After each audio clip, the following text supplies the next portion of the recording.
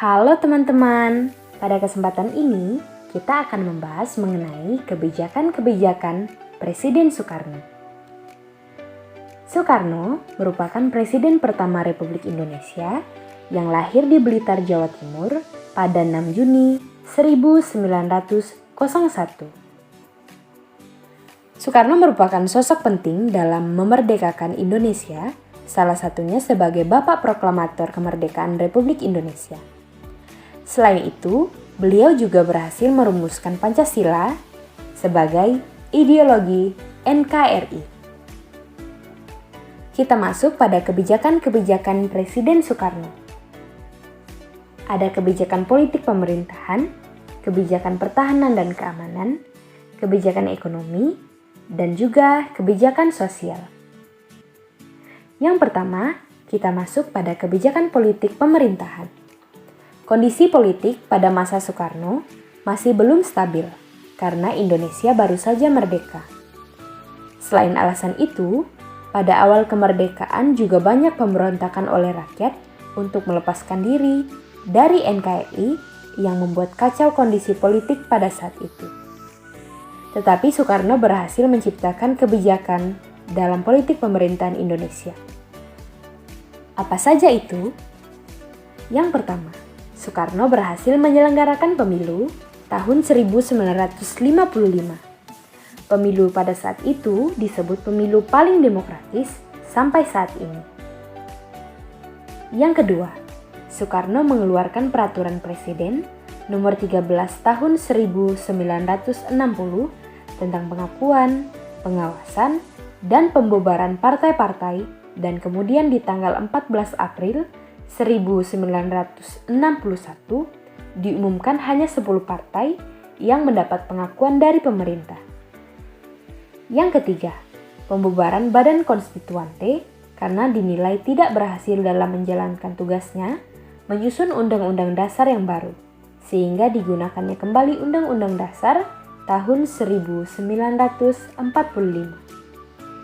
Yang keempat, menciptakan gerakan non-blok bermula dari konferensi tingkat tinggi di Bandung yang diikuti oleh negara Indonesia, Yugoslavia, Mesir, Zambia, Aljazair, Sri Lanka, Kuba, India, Zimbabwe, Kolombia, Afrika Selatan, dan Malaysia.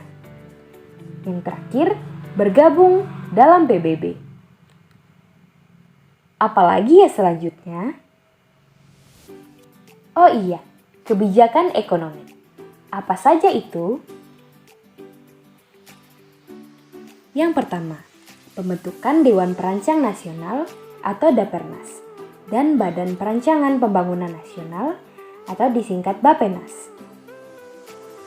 Perbaikan ekonomi Indonesia dimulai dengan dibentuknya Dapernas pada 15 Agustus 1959 di bawah pimpinan Muhammad Yamin.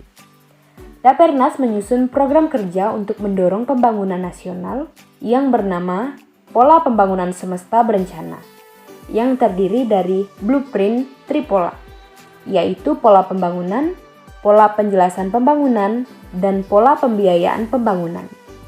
4 tahun setelahnya, pada tahun 1963, pemerintah menggantikan Dapernas dengan membentuk Bapenas di bawah pimpinan Presiden Soekarno. Yang kedua, pelaksanaan deklarasi ekonomi. Pada tahun 1963, tepatnya pada 28 Maret, dirilis landasan baru untuk mendorong perbaikan ekonomi yang menyeluruh dengan adanya deklarasi ekonomi atau yang disingkat DEKON. Tujuan pembentukannya adalah untuk menciptakan ekonomi bersifat nasional, demokratis, dan juga bebas dari imperialisme. Yang ketiga, nilai uang diturunkan. Salah satu jalan untuk mengatasi inflasi yang terjadi dalam negeri, pemerintah Indonesia pada 25 Agustus 1950 mengumumkan penurunan nilai uang beredar atau pengurangan nominalnya. Dan yang keempat, proyek mercusuar.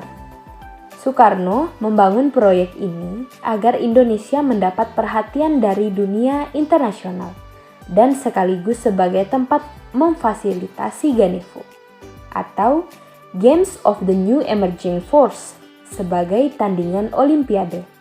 Selain itu, agenda pembangunan dalam proyek ini meliputi pembangunan Hotel Indonesia, Jembatan Semanggi, pembangunan gedung MPR dan DPR, Tugu Monas, Monumen Selamat Datang, dan Masjid Agung Istiqlal. Dan yang kelima, dibangunnya Bank Nasionalisasi Java. Pemerintah berupaya mengambil langkah untuk menyelamatkan sektor yang dianggap strategis, terutama perbankan. Pada tahun 1953, dilakukan nasionalisasi terhadap Bank Java dan kemudian namanya berubah menjadi Bank Indonesia, serta membentuk dua finansial bank, yaitu Bank Industri Negara atau BIN yang akan membiayai proyek-proyek industri, dan Bank Negara Indonesia atau BNI yang menyediakan foreign exchange sekaligus membiayai kegiatan impor. Setelah ini, kita akan membahas kebijakan sosial. Apa saja itu? Kondisi kehidupan sosial di Indonesia pasca kemerdekaan terus mengalami adaptasi dengan kebudayaan modern seiring dengan semakin banyaknya kaum terpelajar pribumi. Walaupun dalam perkembangannya mengalami kesulitan, namun pelaksanaannya dilakukan secara terbuka. Hal ini ditunjukkan dalam pembangunan yang semakin baik di zaman Soekarno.